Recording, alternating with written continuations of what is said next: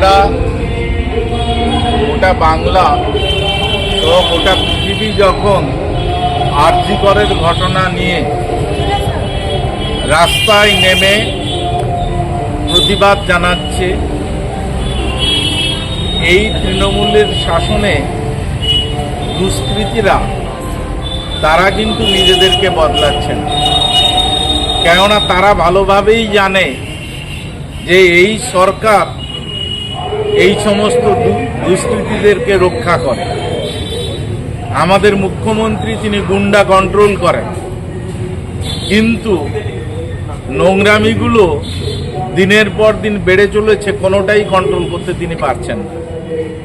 গতকাল একটি 10 বছরের বাচ্চা মেয়ে, সে টিউশন পড়ে ফেরার পর থেকে নিখোঁজ। থানায় তার বাড়ির লোকেরা গিয়েছে, পুলিশকে অনুরোধ করেছে, কিন্তু পুলিশ কোনো ব্যবস্থা নেয়নি। আজ সকালে তার মৃতদেহ পাওয়া গেছে। ফলে এই রাজ্যে আইন শৃঙ্খলা বলতে কোনো কিছু নেই। কুলতলির মানুষ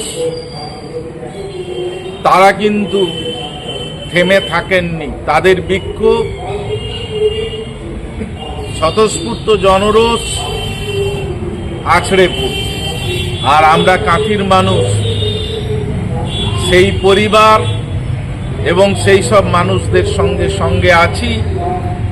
আজ আমরা মাতৃ আরাধনার কাঁথি শহরে কাজ শুরু হয়ে গেছে, ফলে ব্যাপকভাবে করছি না, কিন্তু দুর্গাপুজো শেষ হলে বড় আকারের আন্দোলনে আমরা নামব।